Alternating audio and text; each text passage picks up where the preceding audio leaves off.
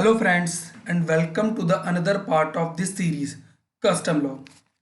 We will discuss types of duties in this video. Okay, so guys, don't forget to like and share the video.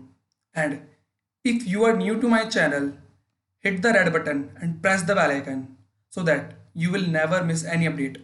Okay, let's start. Types of duties under custom. The first thing is introduction. So we have two types of duty under custom. First is import duty and second is export duties. We have subcategories under these duties as well. Okay. So we'll start with the import duties. Import duty is covered under Schedule 1 of Custom Tariff Act 1975. Okay, so rate and the types of duty is covered under Custom Tariff Act. Schedule 1 is covering import duty. The first one is BCD, Basic Custom Duty. Okay. Second is Protective Duties, Section 6(1). Another is Safeguard Duty, Section 8B, subsection 1. Countervailing Duty on Subsidized Articles, Section 9. Anti-dumping Duty, Section 9A, subsection 6. GST Compensation, Section 3, subsection 9. Okay, so these are the custom duties under import. Okay, we will discuss all these duties one by one. Okay, there is a new thing, road and infrastructure says on imported goods. Okay, so this says is applicable when we are importing motor spirit, it means petrol and high speed diesel for the purpose of infrastructure project in India. So we have to pay 8 rupees per liter. This road and infrastructure says to the government because we are importing this petrol and HSD high speed diesel from outside India and we are using this for the purpose of infrastructure. Okay, so we have to pay road and infrastructure says on this at rupees 8 rupees per liter. This question can come in the MCQ part. Okay, so it's important. Next is social welfare charges. It comes from the Finance Act 2018. Okay, so social welfare charges has been imposed on imported goods. We have to pay social welfare charges only on imported goods, not on exported goods. It is on the 10% of the total custom duties. Okay, we have to pay 10% on the total custom duty while we are importing goods for social charges. The while we are calculating total custom duties, we have to exclude some duties like safeguard duty, countervailing duty, anti-dumping duty, IGST, and compensation cess. We have to exclude these duty from the total custom duty for calculating social welfare charges. Okay, so we have to charge 10% social welfare charges on total custom duty while we are importing goods, not on exporting goods. So at that time we have to pay 10% social charge, and for calculating this we have to exclude safeguard duty, countervailing duty, anti-dumping duty, IGST and compensation cess for the purpose of calculation of social welfare charges. Now we will discuss one by one all these duties in detail. The first one is integrated goods and service tax. Okay, what is this? Integrated goods and service tax IGST is levied on goods being imported into India from other country. It is applicable when we are importing goods from another country into India, not at the time of exporting. Okay, IGST has subsumed the various custom duties like CVD and special additional duty. The CVD and special additional duty was at before GST. After GST, it is subsumed under IGST.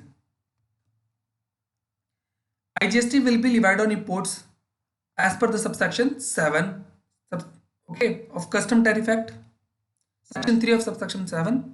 Okay, so IGST shall not be added to the value for the purpose of calculating compensation cess. So while we are calculating compensation cess, we will exclude IGST part from that. So we'll charge compensation cess excluding IGST. Okay. So GST compensation cess, what is it? Under GST regime, compensation cess will be charged on luxury products like high-end cars and demerit commodities. Only luxury products and demerit commodities we have to pay compensation cess. These are total 5 items. First is car, pan masala, tobacco, aerated drinks, and it is for the period of 5 years. Okay, why we are charging this? So that we can compensate the loss of state, because the state earning is based on mainly these products. So we have to pay compensation cess so that government can compensate the state loss of revenue. So the value of imported article for the purpose of levying GST cess, compensation cess, okay, shall be accessible value plus. So we have to pay cess on accessible value plus basic custom duty and other charges as per the act for the time being in force, plus education cess, higher education cess, anti-dumping duty and safeguard duties. So we have to add all these duties except IGST for the purpose of charging GST compensation cess. We will charge GST compensation cess on these all value, SSL value plus other duties except IGST. Okay, so we can take the credit of compensation cess only from the GST compensation cess, not from the other CGST, SGST and IGST. Okay, so there is a only uh, possibility to take input of cess from GST compensation cess outward liabilities. Okay guys, so as we discussed, there are 5 items on which GST compensation cess is applicable. The first one is coal, pan masala, tobacco, aerated drinks and motor vehicles. Okay, so only coal has a GST rate of 5% and other 4 has a GST rate of 28%. This is also a small question which can come in exam in MCQ part. Okay, so coal has a GST rate of 5% and other 4 items, pan masala, tobacco, aerated drinks and motor vehicles has a GST rate of 28%. So another duty is protective duty. This protective duty is for industry's purpose. Why government is charging protective duty? To protect the industries for those imported goods we are which can affect the industries. Okay, so it is specifically for the protective protection of the industries. So a duty imposed on imported goods for the protection of interest of any industry established in India on the recommendation of tariff commission. So tariff commission can recommend for which industry we can implement protective duty. Okay, so it is specifically for industries. And another safeguard duty, it is specifically for the product specific. It is product specific. Protective duty is industry specific. Okay, so it is a force for a period of 4 years from the date of its imposition and can be extended with a total period of levy not exceeding 10 years. So safeguard duty is applicable for 4 years from the date of imposition and it can be extended up to 10 years as per the government. But they cannot extend more than 10 years. Okay guys. Safeguard duty shall not be applicable when the goods imported under the 100% EOU and free trade zone and SEZ. So whenever we are importing goods under DT, domestic tariff area, which is in India, which is the area under India in India except EOU, free trade zone, SEZ, that area called as DTA. So we have to pay safeguard duty when we are importing goods into DTA, not in EOU, SEZ and free trade zone. Okay.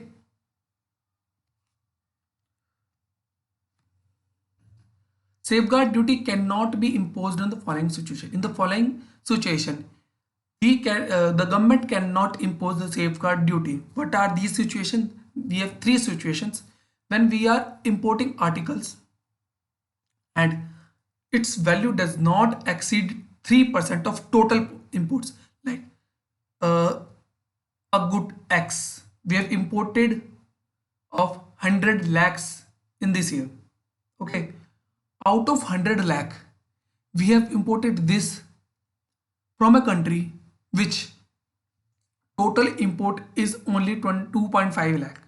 So it is less than 3% of total import into India. So in this case, the government cannot impose product safeguard duty on that country. Okay, like if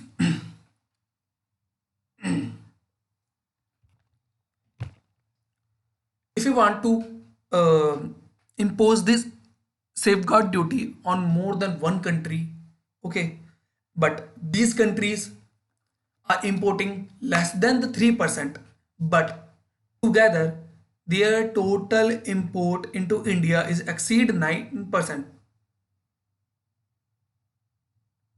and then we can impose safeguard duty, but their single import portion is less than 3%, and together their import is less than 9%, whether they are four industries, whether they are five countries, but the together import part is to only 9%, less than 9%.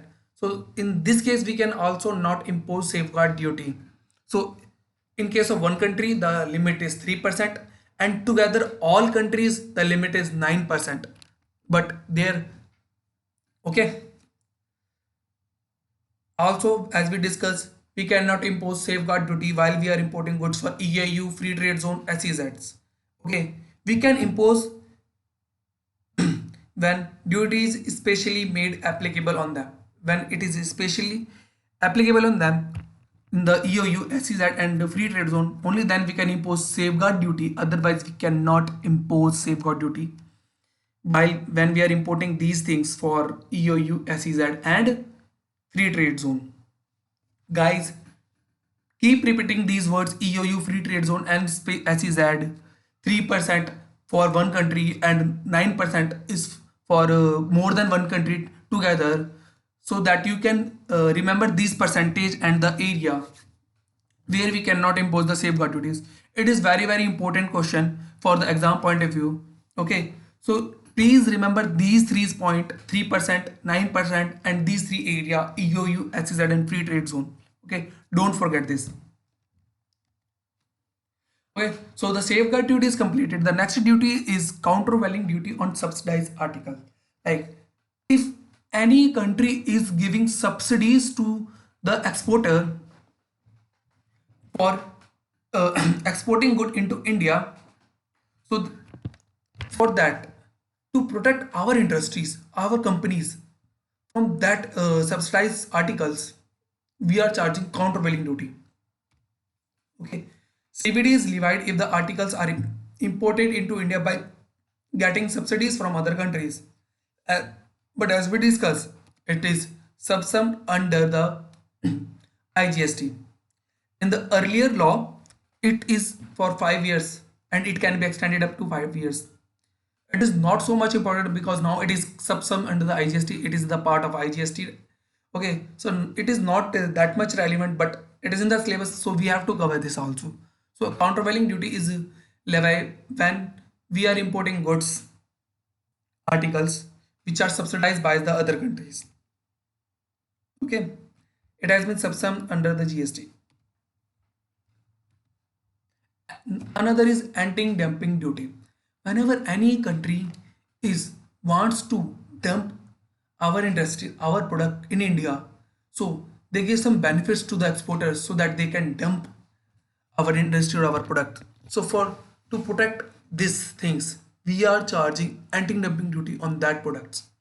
It is imposed on the imports of a particular country, like it is in the most of the case of China. Whenever we are importing goods from China, so we are charging anti-dumping duty so that we can protect our industry from the goods which we are importing from China. We cannot stop importing from other countries because it will affect our national relationships and other things. So we cannot stop, but to protect, we can impose anti-dumping duty. The central government may impose anti-dumping duty on imported goods if those goods are exported by exporter at less than its normal value. Okay, like if any exporter is exporting value less than its normal value, like anything like a pen, its normal value is 5 rupees, but he is exporting it at a rupees of 4, so he's want to dump our India. So we are charging anti-dumping duty of rupees 1 so that we can make that price equivalent to our industries. Okay, there are some important points which to be noted. Okay, these are very important for the calculation of IGST and GST compensation sales. Include anti-dumping duty and safeguard duties. Okay, but it does not include IGST. The amount collected as a provisional safeguard duty is refunded because government is of the opinion that increased imports have not caused any threat or injury to domestic industries. Okay, like if we have collected provisional safeguard duty and government later on thinks that it will not affect our industries and our product in India, so they can refund this duty. IGST paid shall not add it to the value for the purpose of calculating GST compensations as we already discussed. So these are the few important things. Okay. So all imported duties are completed. Basic custom duty, safeguard duty, social welfare charges, and all these things are completed. The other is export duties. It is under the second schedule of the Custom Tariff Act, and import duty is under the Schedule 1 of Custom Tariff Act. So export duty is on very few items. The first one is the all rice brand oil cakes. It is 10%. Luggage leather 25%. Leather 15%. Snake skins and raw for lump skins 10%. Ferrous waste and scrap 15%. Guys, you don't need to remember this percentage. It is not that much important. Okay, just go through with these, but remember the export items on which we are charging, the India is charging export duty, these 5 items: Diol rice brand, luggage leathers, snake skins and raw fur lumber skins, first waste and scrap. So these are the 5 items on which we are charging export duty. Other than this, we are not charging any single penny of as an export duty while for exporting goods out of India. Okay, so we have two. So export duty is completed. The next topic is exemption from custom duty. So we have two types of exemption under custom. The one is general exemption and another is special exemption. So what is general exemption? General exemption from duties given by the notification in official gazette to exempt goods of any specified description from whole or any part of duty of custom leviable upon. So by notification in the official gazette, government can exempt duty as a whole or any part of that duty. Okay, it is called general exemption. Special exemption, it is given by special order to exempt payment of duty of custom on it only under the circumstances of any exceptional nature. Okay, so it is given by a special order and it is given by a notification in the official gazette. That's we called is a general exemption, and this one is special exemption. Guys, there is a very important things. It can come in the exam. Okay, government will not collect custom duty if duty payable is equivalent to 100 or less than 100. Okay, no duty shall be collected if the amount of duty leviable is equal to or less than rupees 100. Okay, guys. So let's do an example of the anti-dumping duty, because the only single numerical which can come in exam from the types of duty is the calculation of anti-dumping duty. Okay, it has very chance to come in this attempt as well. So a commodity is imported into India from a country covered by a notification issued by the central government under section 9A. 9A is anti-dumping duty. Following particulars are made available. CIF of the consignment is $25,000. Imported quantity is 500 kgs. Exchange rate applicable is 60 rupees per dollar. Basic custom duty is 12%. Social welfare charges applicable as per the Finance Act 2018. As per the notification, the anti-dumping duty will be equal to the difference between the cost of commodity calculated at 70 rupees per kg dollar and the landed value of the commodity as the imported. So whatever is the difference, okay, that is the anti-dumping duty. Appraise the liability on account of normal duty says and anti-dumping duty assume that basic BCD and social welfare charge are payable. Take IGST at 12%. Okay. So let's do this question.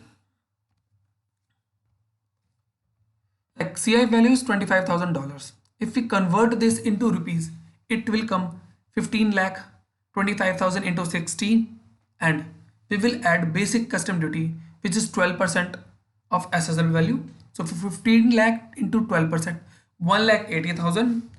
Social welfare, it is on the custom duty. So 15 lakh into my 1,80,000 into my 10%, 18,000 is our social welfare charges. Okay, so landed value is 16,98,000. Okay, so we'll compare this landed value with the normal value, which is 70 rupees per dollar per kg. So we have imported 500 kgs, okay, into 70 into 60. So we have the normal value of this market value of these imported goods is 21 lakh, and the landed value of these goods is 16,98,000. So difference of 21 lakh and 16,98,000 is 4,02,000. So this is the our anti-dumping duty. Okay guys, I hope you are understanding this anti-dumping duty concept. Simply the difference between the market value and the landed value is our anti-dumping duty as per this question. Okay, so our open market value is now 21 lakh. So we will charge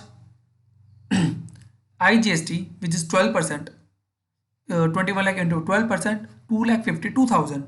Total value is 83,52,000. Now total custom duties payable is 18 lakh, 1,80,000, 18,000, 4,02,000 and 2,52,000. So we have to pay 8,52,000 as custom duty. Okay. So this is all for today. So the next chapter is valuation under custom. So we have completed a 2-chapter introduction and types of duties under this series, custom law series. Okay, we'll see you guys in the next video. Okay, don't forget to subscribe our channel Bright CMAs and like this video and share it with your friends. Okay, thank you guys. Bye bye.